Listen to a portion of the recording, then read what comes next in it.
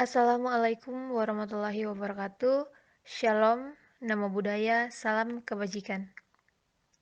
Terima kasih untuk kesempatan yang telah diberikan kepada kelompok kami, kelompok 2, untuk mempresentasikan hasil diskusi kelompok kami mengenai perencanaan dan pengendalian produksi. Sebelumnya, perkenalkan anggota kelompok kami. Yang pertama, Tri Setiawati. Yang kedua, Wulan Damayanti. Yang ketiga, An Nurlia Hanifa. Dan yang keempat, saya sendiri, Marlina Ruru Sirenden. Materi yang pertama yaitu rencana produksi. Apa itu rencana produksi? Rencana produksi adalah alat perencanaan, koordinasi, dan pengendalian yang penting. Rencana produksi merupakan penjabaran rencana pemasaran ke dalam program produksi yang konsisten dengan kebijakan manajerial dan sesuai batasan yang berlaku. Rencana produksi memiliki formula sebagai berikut, yaitu kebutuhan produksi sama dengan volume penjualan ditambah perubahan persediaan barang jadi. Ada beberapa tujuan penyusunan rencana produksi. Yang pertama, menunjang kegiatan penjualan sehingga barang jadi dapat disediakan sesuai dengan yang direncanakan. Yang kedua, menjaga tingkat persediaan yang memadai. Dalam hal ini, jika persediaan itu terlalu tinggi, dapat meningkatkan biaya-biaya dan risiko-risiko yang dapat membebani perusahaan. Begitu pula sebaliknya, ketika persediaan itu terlalu kecil, maka dapat mengakibatkan banyaknya gangguan pada perusahaan, seperti kekurangan persediaan bahan mentah dapat mengganggu proses produksi. Yang ketiga, mengatur produksi sehingga biaya-biaya produksi menjadi minimal. Dalam penyusunan rencana produksi, ada beberapa dasar yang perlu diperhatikan. Yang pertama, menetapkan kebijakan besarnya tingkat persediaan. Yang kedua, merencanakan jumlah produksi setiap jenis produk selama periode anggaran.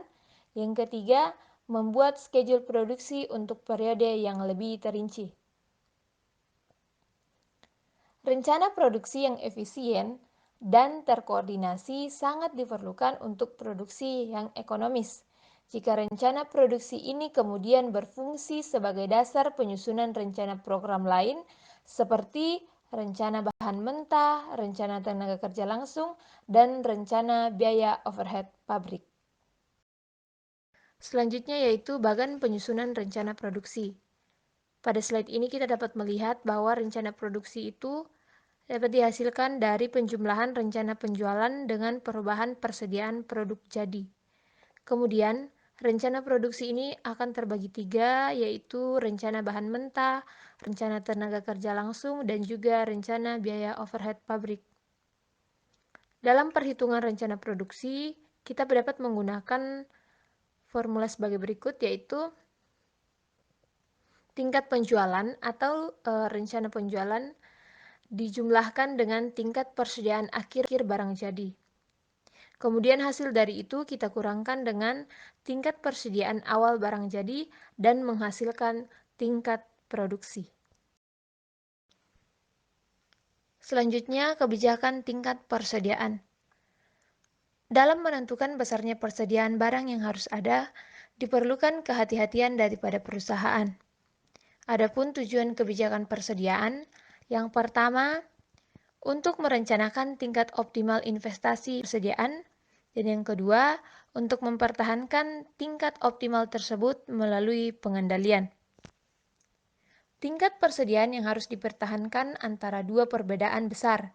Yang pertama, tingkat yang berlebihan dapat menyebabkan biaya penyimpanan, risiko, dan investasi yang berlebihan. Di sisi lain, tingkat yang tidak memadai untuk memenuhi permintaan penjualan dan produksi dengan cepat dapat memunculkan biaya kehabisan persediaan yang tinggi. Ada beberapa faktor yang dapat mempengaruhi. Yang pertama, daya tahan produk yang akan disimpan. Untuk produk yang mudah rusak atau tidak tahan untuk disimpan dalam jangka waktu yang lama, besarnya persediaan harus dipertimbangkan dengan cermat.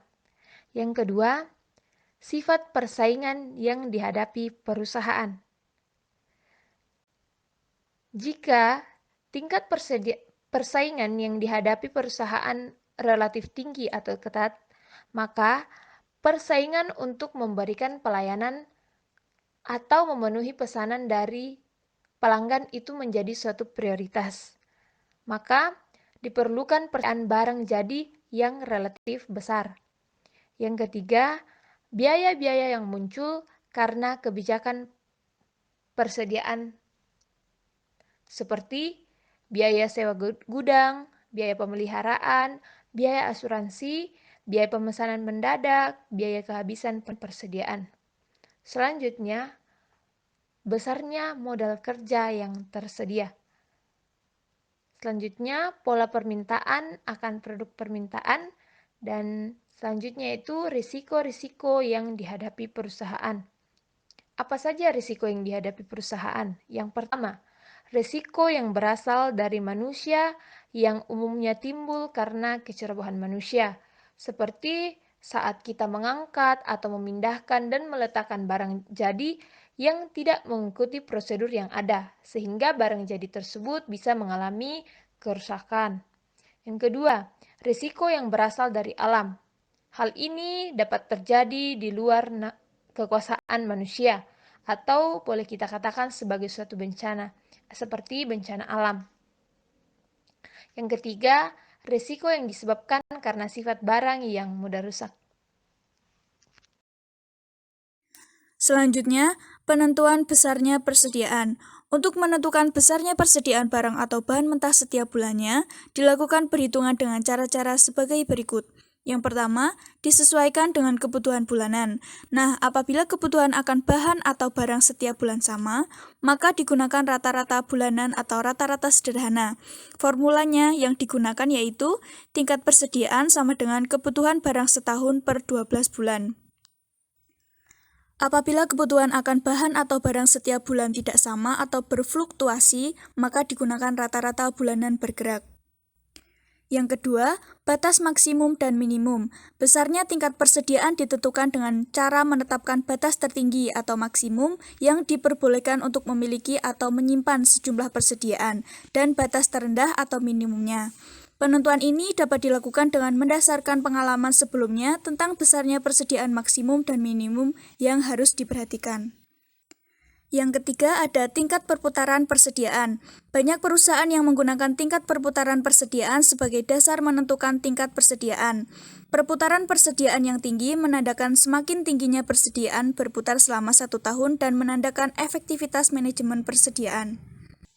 Sebaliknya, perputaran persediaan yang rendah menandakan tanda-tanda mismanagement seperti kurangnya pengendalian persediaan yang efektif. Perputaran persediaan dapat dihitung dengan cara formula berikut. Tingkat perputaran persediaan sama dengan rencana penjualan setahun per persediaan rata-rata, dan rumus yang kedua persediaan rata-rata sama dengan persediaan awal plus persediaan akhir per 2. Selanjutnya, kebijakan produksi. Perencanaan produksi tidak sekedar menetapkan jumlah unit produksi pada periode waktu tertentu, melainkan juga menentukan dasar perencanaan berbagai aspek fungsi produksi, misalnya kebutuhan kapasitas pabrik, kebutuhan bahan baku, pembelian bahan baku, kebutuhan tenaga kerja langsung, dan biaya overhead pabrik. Dalam penyusunan rencana produksi diperlukan keputusan-keputusan, yaitu yang pertama jumlah kebutuhan produksi selama periode budget, yang kedua kebijakan-kebijakan mengenai tingkat persediaan produk jadi, produk dalam proses, dan biaya penyimpanan persediaan. Yang ketiga, kebijakan-kebijakan kapasitas pabrik, misalnya tentang tingkat produksi yang diizinkan selama periode budget. Yang keempat, tersedianya fasilitas pabrik, terutama untuk kepentingan pengurangan atau penambahan kapasitas pabrik. Yang kelima, persediaan bahan baku, pembelian, dan tenaga kerja. Yang keenam, dampak lama proses produksi. Yang ketujuh, jumlah produksi yang ekonomis. Dan yang kedelapan adalah karakteristik proses produksi. Nah, di dalam kebijakan produksi terdapat pembuatan rencana produksi. Nah, rencana produksi ini merupakan suatu perencanaan tingkat atau volume barang yang harus diproduksi oleh perusahaan agar sesuai dengan volume atau tingkat penjualan yang direncanakan. Dalam hal ini, manajer produksi harus menerjemahkan kuantitas yang direncanakan dalam anggaran penjualan ke dalam unit produksi yang dibutuhkan selama periode anggaran untuk setiap jenis produk dengan mempertimbangkan kebijakan persediaan manajemen. Selanjutnya adalah kebijakan tingkat produksi dan persediaan atau schedule produksi untuk yang lebih rinci. Setelah produksi dianggarkan untuk satu periode tertentu, maka selanjutnya adalah membagi rata-rata produksi ini menurut periode sementara selama tahun anggaran. Pendekatan yang digunakan ada 3, yaitu mengutamakan stabilitas produk, mengutamakan stabilitas persediaan, atau kombinasi keduanya. Untuk yang pertama adalah pola produksi stabil. Pilihan pertama dari kebijakan produksi adalah mengutamakan stabilitas tingkat produksi. Konsekuensi dari kebijakan ini adalah tingkat persediaan yang dibiarkan berfluktuasi atau mengambang untuk menyamaratakan besarnya produksi dan menyesuaikan pola penjualan musiman. Dari tingkat produksi yang stabil akan diperoleh beberapa keuntungan. Yang pertama adalah stabilitas pekerjaan, kemudian keuntungan yang kedua adalah pembelian bahan dan suku cadang yang ekonomis, dan yang ketiga adalah pemanfaatan kapasitas produksi yang lebih baik. Untuk pola yang kedua yaitu pola produksi gelombang.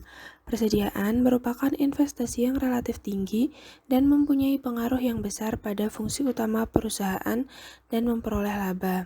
Untuk itu, kebijakan yang mengutamakan pengendalian tingkat persediaan menjadi kebijakan yang penting. Kebijakan kedua ini merupakan kebalikan dari kebijakan sebelumnya, yaitu memprioritaskan tingkat persediaan yang stabil. Dampak dari stabilitas persediaan ini menjadikan tingkat produksi berfluktuasi langsung terhadap pola penjualan musiman. Pola yang ketiga yaitu pola produksi moderat. Kebijakan ini merupakan kombinasi dari kedua kebijakan yang lainnya, di mana tingkat produksi dan tingkat persediaan sama-sama berubah pada batas-batas tertentu. Dalam kebijakan ini, perusahaan menetapkan tingkat persediaan dan produksi sedemikian rupa sehingga fleksibilitas yang masuk akal dibolehkan dalam persediaan dan produksi.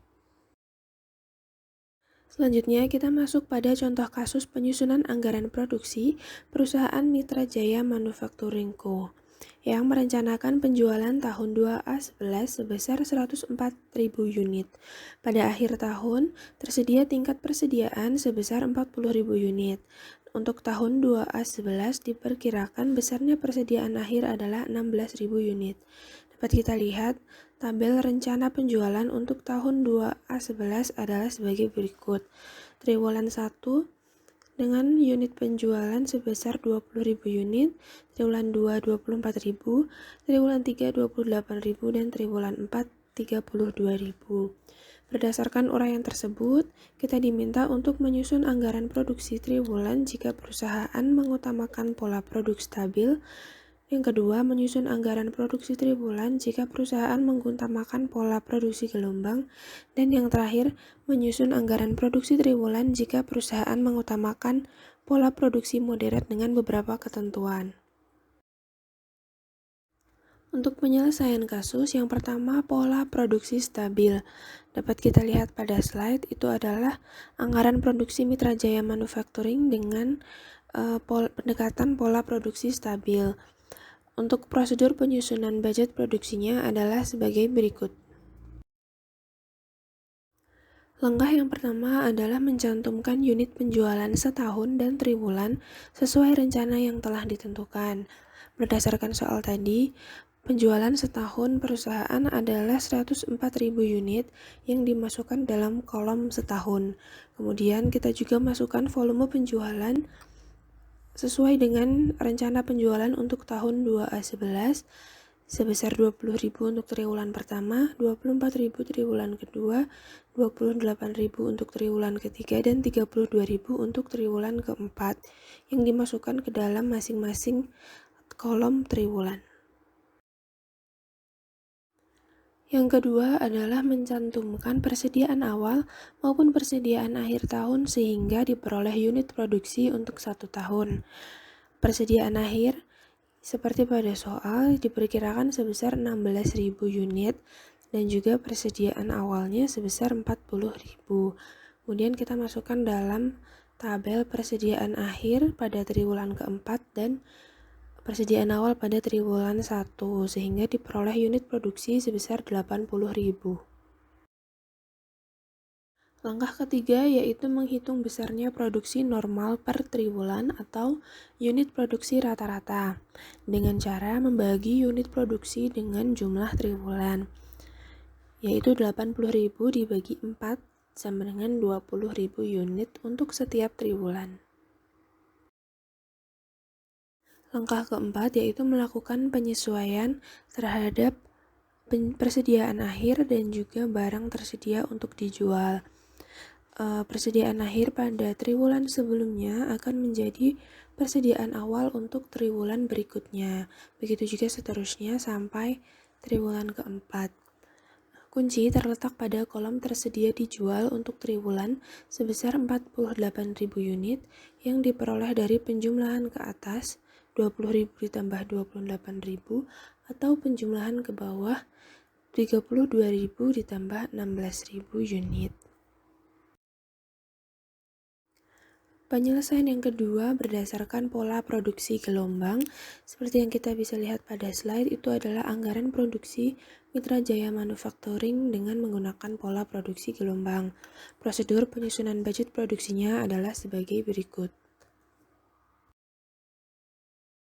Langkah pertama yaitu mencantumkan unit penjualan setahun dan triwulan sesuai dengan rencana yang telah ditentukan. Seperti pada pola produksi stabil, sama yaitu kita memasukkan penjualan setahun dan juga penjualan triwulan pada masing-masing kolom. Kemudian yang kedua mencantumkan persediaan awal maupun persediaan akhir sehingga diperoleh unit produksi untuk 1 tahun. Langkah yang ketiga yaitu menghitung selisih persediaan per triwulan dan persediaan akhir triwulan.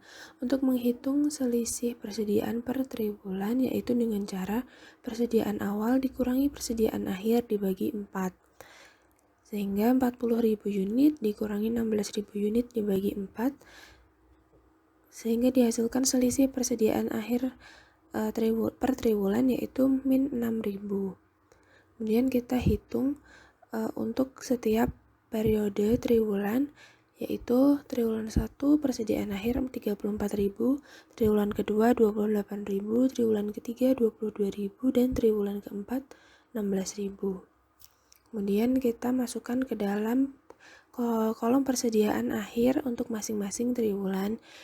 Persediaan akhir pada periode sebelumnya akan menjadi persediaan awal untuk triwulan selanjutnya.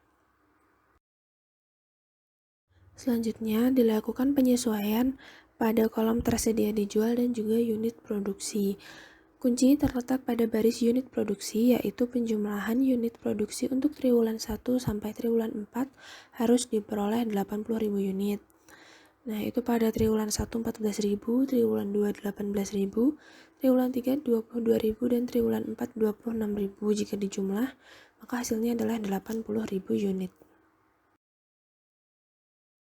Selanjutnya adalah pola produksi moderat. Pola produksi moderat ini merupakan kombinasi di antara kebijakan stabil dan kebijakan produksi gelombang, di mana di sini tingkat produksi dan tingkat persediaan itu sama-sama berubah pada batas-batas tertentu. Berikut sudah terdapat anggaran produksi Mitra Jaya Manufacturing Corporation tahun 2A11 dengan beberapa informasi yaitu penjualan, persediaan akhirnya, tersedia dijual, persediaan awal, dan unit produksi. Sebelumnya, prosedur untuk menyusunan budget produksi sendiri ada 7 langkah. Yang pertama, cantumkan unit penjualan setahun dan triwulan sesuai rencana yang telah ditentukan. Cantumkan persediaan awal maupun persediaan akhir tahun sehingga diperoleh unit produksi untuk 1 tahun. Menghitung besarnya produksi normal per triwulan. Kemudian memperhatikan batasan-batasan yang menjadi ketentuan, serta menghitung produksi untuk triwulan 1, 2, dan 4, melakukan penyesuaian, serta menemukan kunci penyelesaiannya. Untuk prosedur yang pertama yaitu mencantumkan unit penjualan setahun dan triwulan sesuai dengan rencana yang telah ditentukan. Berdasarkan anggaran produksi yang sudah dibuat tadi, kemudian kita memasukkan jumlah unit penjualan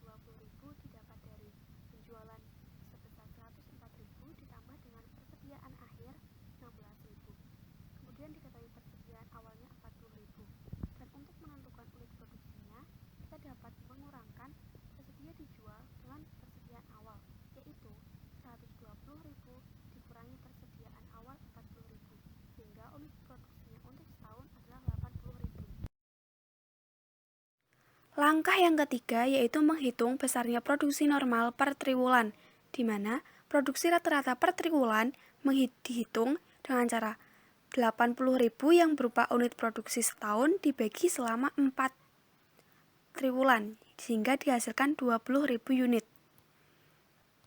Kemudian, 20.000 unit tersebut diisikan ke dalam jumlah unit produksi untuk masing-masing tiap triwulan. Langkah yang keempat, kita harus memperhatikan batasan-batasan yang menjadi ketentuan. Yang pertama ada batasan produksi, di mana batasan atas sesuai dengan ketentuan yaitu ditambah 20%, sehingga untuk batasan produksi atasnya yaitu 120% dikali 20.000 unit, hasilnya 24.000. Dan untuk batasan bawah yaitu di bawah 20%, sehingga rumusnya 80% dikali 20.000 unit menjadi 16.000 unit. Untuk batasan persediaan dapat diambil dari persediaan awal dan persediaan akhirnya, di mana persediaan awalnya yaitu 40.000 dan persediaan akhirnya 16.000. Jadi, batas maksimalnya yaitu 40.000 dan batas minimalnya 16.000. Dan juga terdapat batasan khusus, karena untuk triwulan ketiga, produksi berkurang 30%, sehingga jumlah unit produksinya menjadi 70% dikali 20.000 unit, yaitu 14.000 unit. Kemudian kita menghitung jumlah produksi untuk triwulan 1, 2, dan 4. Caranya, jumlah unit produksi selama setahun 80.000 dikurangi jumlah unit produksi triwulan ketiga yaitu 14.000, kemudian dibagi 3. Sehingga 66.000 dibagi 3 yaitu 22.000 unit. Kemudian hasil tersebut kita masukkan ke dalam kolomnya. Berarti unit produksi pada triwulan pertama yaitu 22.000, triwulan kedua 22.000, triwulan ketiga 14.000, dan triwulan keempat 22.000. Langkah selanjutnya adalah melakukan penyesuaian. Berdasarkan informasi yang sudah kita ketahui sebelumnya, kita kemudian dapat mencari persediaan akhirnya dan persediaan yang tersedia untuk dijualnya. Pertama, kita mencari barang yang tersedia untuk dijualnya dengan cara menambahkan persediaan awal ditambah unit produksi untuk triwulan pertama, yaitu 40.000 ditambah 22.000, sehingga tersedia untuk dijualnya sebesar 62.000. Kemudian untuk mencari persediaan akhirnya dapat dicari dengan tersedia dijual dikurangi dengan penjualan, yang berarti 62.000 dikurangi dengan 20.000, sehingga persediaan akhir pada triwulan pertama sebesar 42.000. Seperti yang kita ketahui sebelumnya, batas atas persediaan adalah 40.000. Sedangkan di sini persediaan akhir untuk triwulan pertama adalah 42.000, di mana melebihi batas atas persediaan yang diperbolehkan. Untuk itu, unit produksi triwulan 1 berubah menjadi 20.000, sehingga kemudian dilakukan penyesuaian kembali unit produksi untuk triwulan pertama 20.000, sehingga persediaan akhirnya 40.000. Kemudian, persediaan akhir pada triwulan pertama menjadi persediaan awal pada triwulan kedua. Jadi, persediaan awal pada triwulan kedua yaitu 40.000. Untuk melakukan penyesuaian untuk triwulan-triwulan yang selanjutnya, yaitu triwulan 2, 3, dan 4, kita menggunakan cara yang sama seperti pada triwulan yang pertama, yaitu persediaan akhir pada triwulan sebelumnya merupakan persediaan awal pada triwulan selanjutnya, di mana tadi persediaan awal pada triwulan kedua adalah 40.000. Selanjutnya mencari persediaan yang tersedia untuk dijual, yaitu persediaan awal ditambah unit produksi 40.000 ditambah 22.000, sehingga hasilnya 62.000. Kemudian mencari persediaan akhir untuk triwulan kedua, yaitu 62.000 dikurangi 24.000, hasilnya 38.000.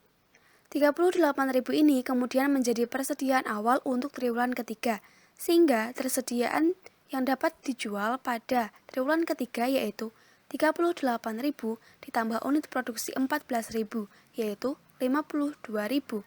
Kemudian persediaan akhirnya didapat dari tersedia untuk dijual dikurangi penjualan, yaitu 52.000 dikurangi 28.000, hasilnya 24.000. 24.000 ini kemudian menjadi persediaan awal pada triwulan keempat, di mana sudah diketahui sebelumnya persediaan akhir untuk triwulan keempat adalah 16.000. Jadi tersedia dijual ini dapat dicari dengan dua cara, yaitu penjualan ditambah persediaan akhir, yaitu 32.000 tambah 16.000, atau persediaan awal ditambah unit produksi, yaitu 24.000 ditambah 22.000, yang hasilnya 48.000.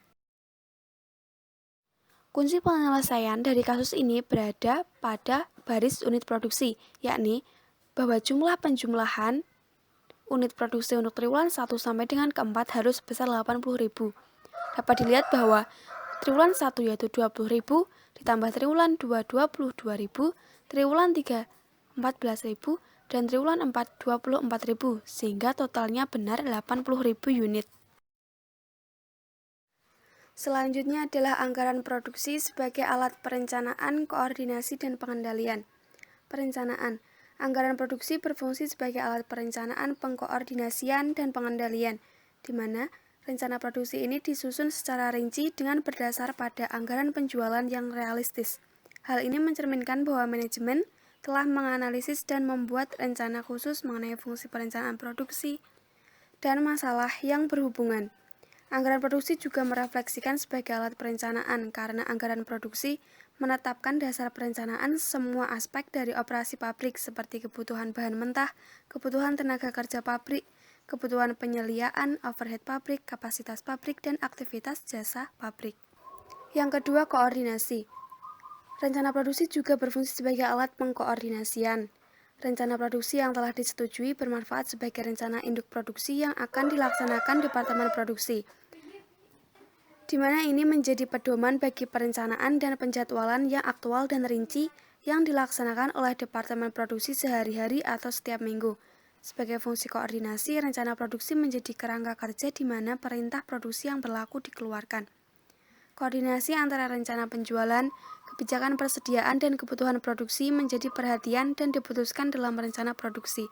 Hal tersebut merupakan faktor yang penting dalam seluruh koordinasi dan aktivitas fungsional seperti perencanaan arus kas, pembiayaan, penelitian dan pengembangan, teknik dan tambahan modal.